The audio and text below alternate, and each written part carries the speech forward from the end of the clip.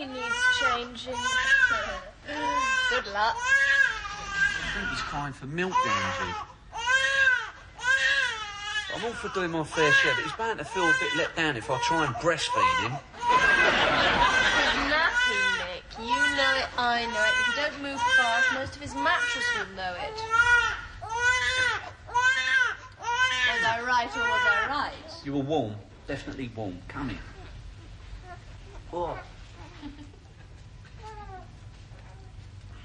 Morning, son. How's my little fella? Soggy. Good news is I've got a name for him, no? Yeah? Yeah, Joe. Joe, eh? Joe Tyler.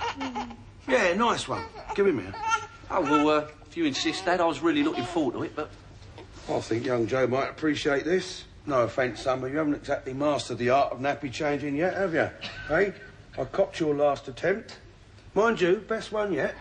Still look like a piece of failed origami, you know? Good old Dad. That's another fine mess he's got me out of. Having him in the basement's really working out, isn't it? There's stormy weather ahead, though, Nick. Oh, what, you mean that deep depression moving down from Cheltenham this afternoon? Wish you wouldn't talk about my mum like that. Can you blame me? No, not really. Comfy. Oh, that's a shame, because it's your turn to get breakfast. He's fast asleep. Totally exhausted. Gosh, he must have put some overtime in on that last little surprise. Quite a big one, actually. If your bottle's gone at this stage, son, you wait till he gets on solids. Thanks for doing that, Sam. Do you want a cup of tea? No, thanks, love. What time's your mum arriving? 3:30. Look, I know me and your mum got off to a bad start, so I've decided to pull all the stops out and make her really welcome. I'm going to go down the station, give her a ride home. Look, Sam, don't get me wrong, but a lift in your car isn't the best way to win friends and influence people. Yeah, but your mum's a very disappointed woman at the moment, isn't she? I mean, I know she had big plans for the basement as a granny flat. I also know she didn't bargain on sharing it with me, but these things happen. If she's determined to move in, I'm game if she is. She's not exactly game, Sam. She plans to remove you at the earliest opportunity. By foul means or foul... All right. I know it's going to be uphill, but I'm hoping we can become pals. I'll see you. Hello, Daff. Hope you had a... I trust you had a pleasant journey. Afternoon, Daff.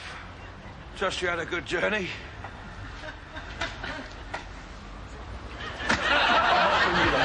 And I hope you'll let bygones be bygones. In a nutshell, Daff, I'm trying to patch things up. Look, I trust you'll accept the offer of a lift in the spirit in which I intended. I don't wish to hurt your feelings unduly, so I'll put this as tactfully as I can. I think you're a perfectly ghastly little man, and I wouldn't accept a lift from you if I was stranded in the middle of Spaghetti Junction. If you want to patch things up, I suggest you chain some suitably heavy object to your ankles and jump into the Thames. So the answer's no, then, is it?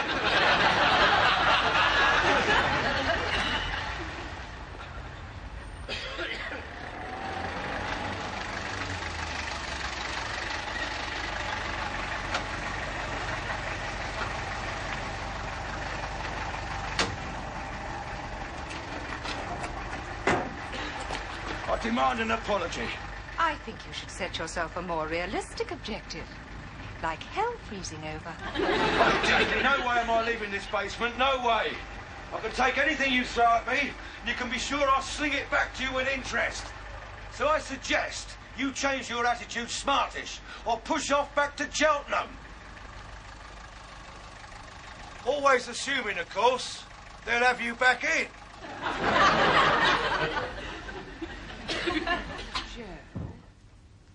Joe? Well, it beats Bonzo, Mummy. Well, I'm not so sure that it does. Still, far be it from me to stick my oar in where it's not wanted. I'll say no more on the matter. Good. If you can live with the fact that this is one of the most wounding of the many slings and arrows you cast in my direction through the years, then that's fine by me.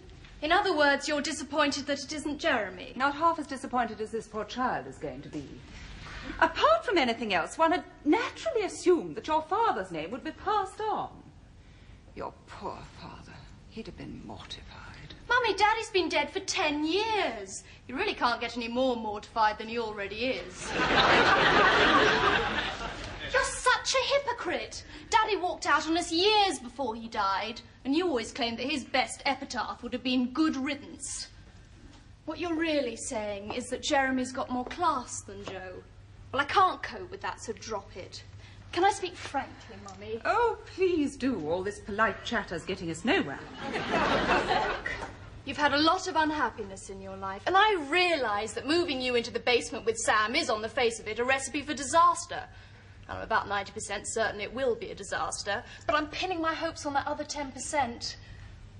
You're about to get a new perspective on life, and, well, I'm really hoping you're going to loosen up a bit. I can't believe how much he's grown. Yes, and I do believe he's got the Trenchard forehead. Let's pray and hope he hasn't got the Tyler brain behind it. Starting that again, Mummy. How is your train? Oh, as foul as ever. It never ceases to astonish me how the chairman of British Rail secures himself an index-linked pension on the basis of offering passengers nothing but litter and graffiti and the chance of bumping into Jimmy Savile. Has my furniture arrived safely? It arrived at lunchtime. It's in the basement. There's an awful lot of it, though, Mummy. Yes, well, I thought you might like some of it. I always thought you could do with some decent furniture. You've arrived safely, then? You look disappointed. Always a pleasure to see you, Daphne. Mummy doesn't like the name Joe. Oh, that's a shame, because we love it. Never too late to change your mind, right up to the point where he's poised over the font. Font? What font? Which brings me neatly to some rather splendid news. Guess who I was chatting with the other day? Arthur Scargill? The Reverend Gerald Pargeter. The Reverend Gerald Pargeter. You remember Gerald, Angela? He officiated at your christening. Well, the splendid news is he's agreed to christen Joe. What? Yes, it is exciting, isn't it? But what makes it even more thrilling is that, strictly entre nous, Gerald is on the short list for a bishopric. What's wrong with the one he's Not got? now. Look, Mummy, we're not going to have Joe christened. Nick and I don't go to church, so what's the point? Joe can make up his own mind about religion when he's older. If he fancies it, then that's fine by us. If he fancies it? We're not talking about an ice lolly, Angela. We're talking about my grandson's spiritual welfare.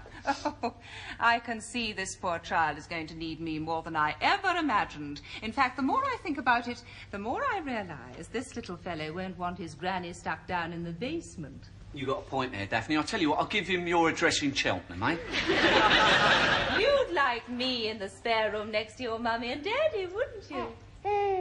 Yes. Well, that's settled then. The spare room is my photographic lab. I didn't know you had a photographic lab. Yeah, well, I'm going to get one first thing in the morning. I'm a freelance photographer. I need one. I thought you had the use of a friend's laboratory. This is true. It's a fair distance and it's very inconvenient.